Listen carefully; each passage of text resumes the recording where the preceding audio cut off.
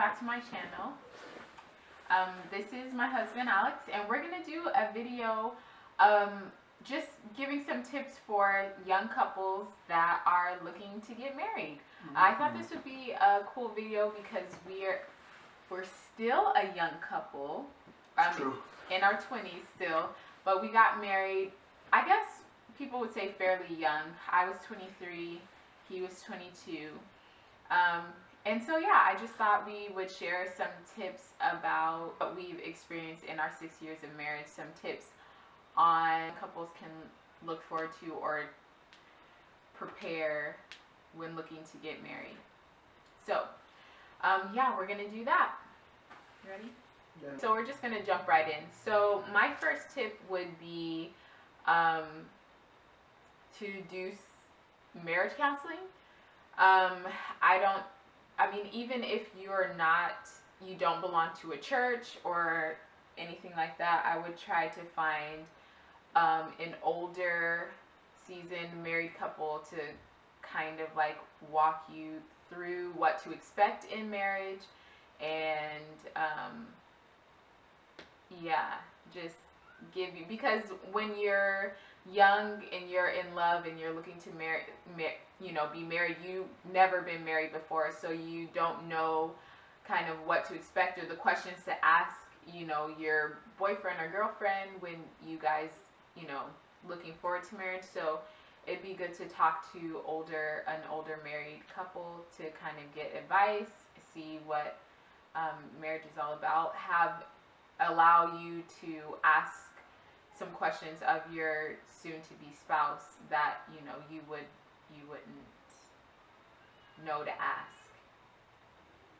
Yeah, I think marriage counseling is a great one. When I think about things to do or to look for before you get married, I think marriage counseling is especially good for those who are wanting to engage and they haven't known their spouse for very long, because that is, like, I feel like if you've known your counterpart for long enough, some of those questions you know the answers to. So for those that are really hopping in right away, like you've known this person for less than a year and you want to get married, it's probably in your best interest to go through marriage counseling. I think that personally, one of my things is that you need to at least go through 1 year of knowing this person in a dating relationship, so that you can know them in all seasons.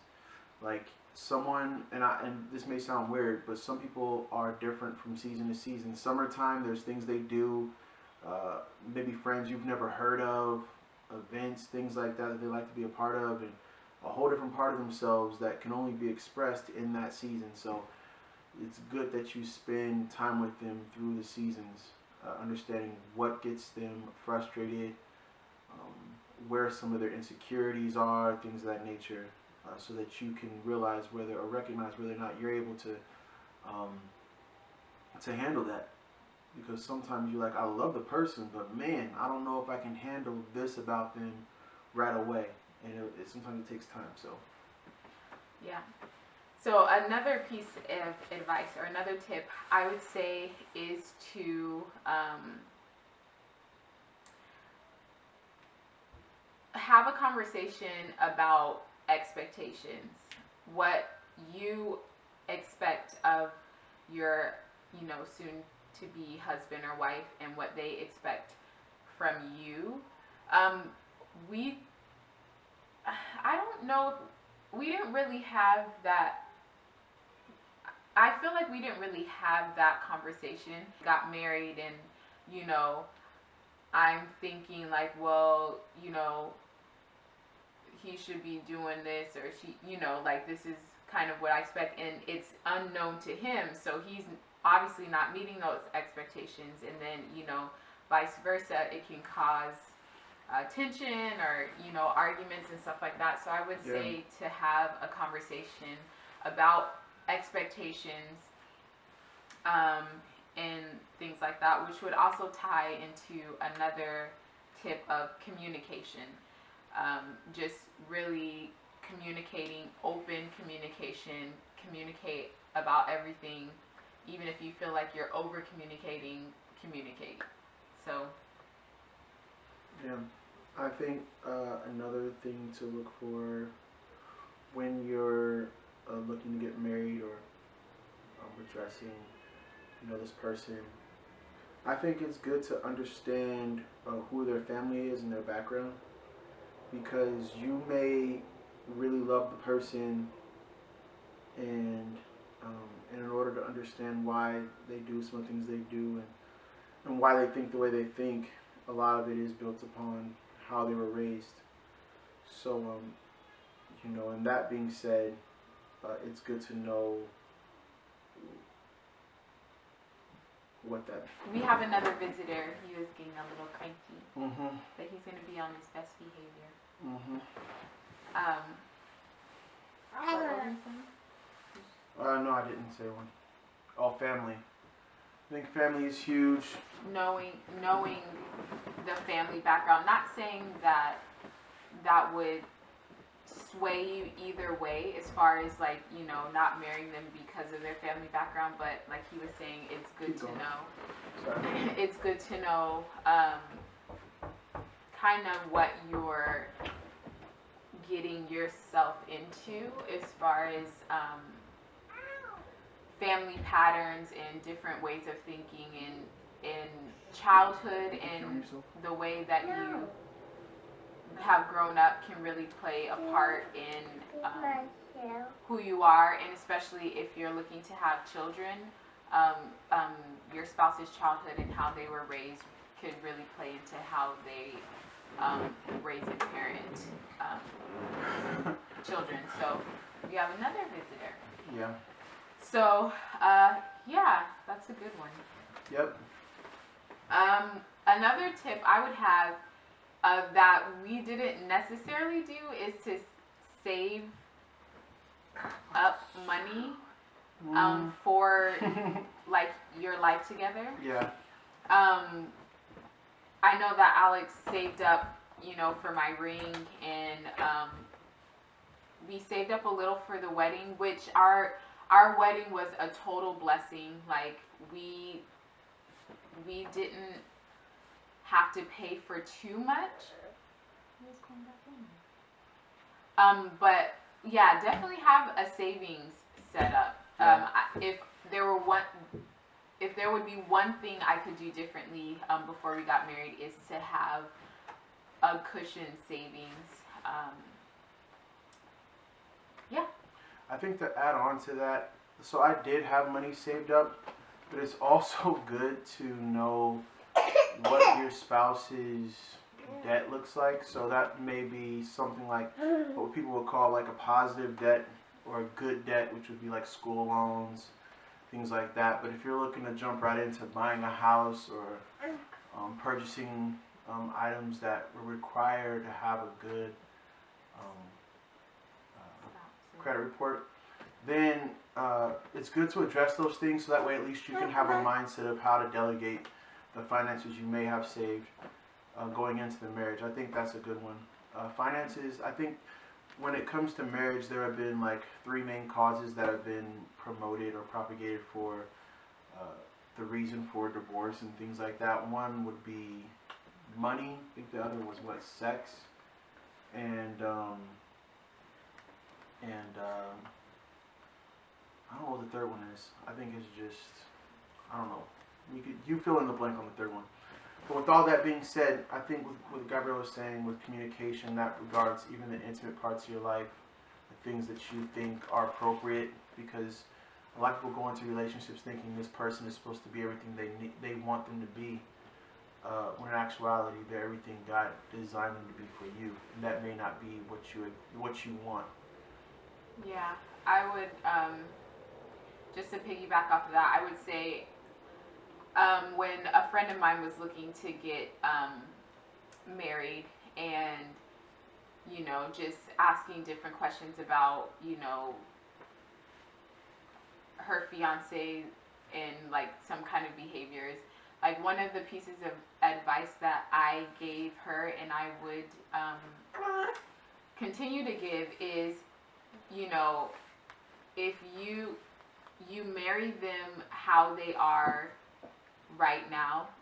Like, don't expect them to, I don't know if that makes sense. Like marriage is going to change everything. Right. Like, don't go into it saying, oh, I'm marrying their potential, or marrying them in the hopes that they would change in this way. Yeah. It's like you love them and you marry them for who they are right now. If they were never to change at all, He's okay.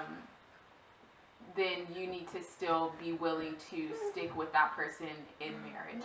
I think a lot of people get married and they expect to change that person. Yeah. Or, but that's not always the case. Yeah. Yeah. And if I had a last point, it would be to really spend time in prayer. And not prayer like with the person. I'm talking about prayer for the person, away from the person. And even if you're looking to make this decision, take some time really to yourself. I know when Gabrielle and I were when I was first looking to get married to Gabrielle, she had gone away with her grandmother to do like some mission work. And I said, okay, well, let me spend this time in prayer while she's gone. And God revealed a lot to me. He gave me faith concerning our marriage. And he basically said, I'm going to be the foundation of this marriage. So if you trust in me to be the foundation of this marriage, then you'll be set. And I think that's what people need to do is you go before the Lord and you allow him to lie the foundation for your marriage, because if it's built on anything else other than him, and that includes your commonalities, it won't flush out the right way.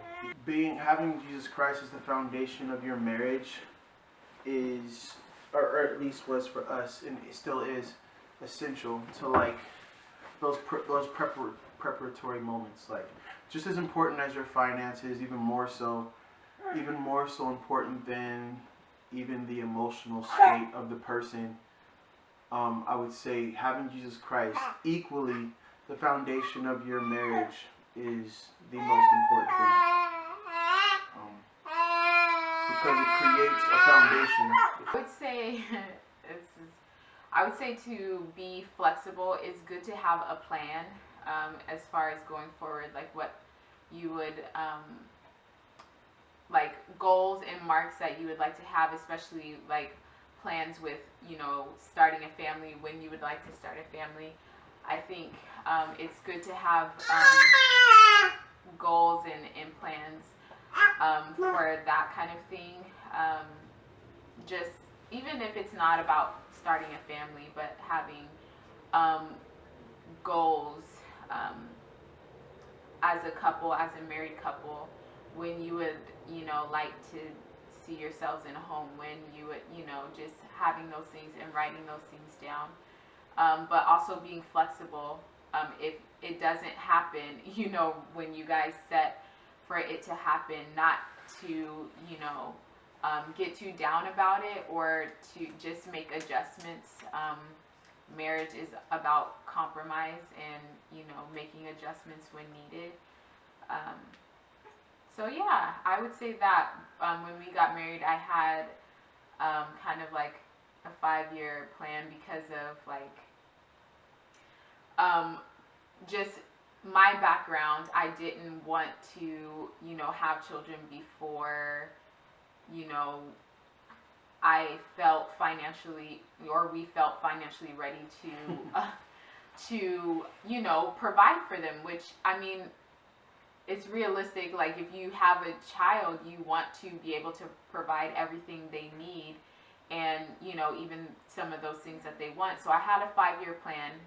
We weren't going to have children, or I didn't want to have children for 5 years. I thought that would give us enough time to become financially stable, in my eyes. And so that plan did not work. We actually got pregnant, 3 or 4 months after our wedding. So just that whole flexible piece, being able to be flexible and switch things around. And that goes back to having Christ as the third cord or the foundation of your marriage, because that was the only thing really that, you know, we could depend on with that a child being thrown in, you know, a lot sooner than, you know, we had expected, and that could have like caused a bunch of problems in our marriage or like railroaded things, but you know, we ran with it, and you know, God blessed us with a great blessing, and then 2 more. So yeah, so yeah, be flexible, have a plan, but be flexible and know that things will not always go as planned. Yeah. Do you have any more? I do think this should be like a part 1, because I know there's a lot more that we have to say. So yeah, I agree. So we're gonna stop there. If you guys have any questions or anything that you would like for us to talk about, or if you are a young person or any age person, I guess, and you're looking to get married, or you thinking about making that step and you have questions, we don't have all the answers and we don't know it all. We've been, you know, married for 6 years, but we still have a lot to learn and a lot to, you know, a lot to figure out. But we do have, you know, some wisdom as, you know, a married couple. And yeah, if you have any questions, leave them down below.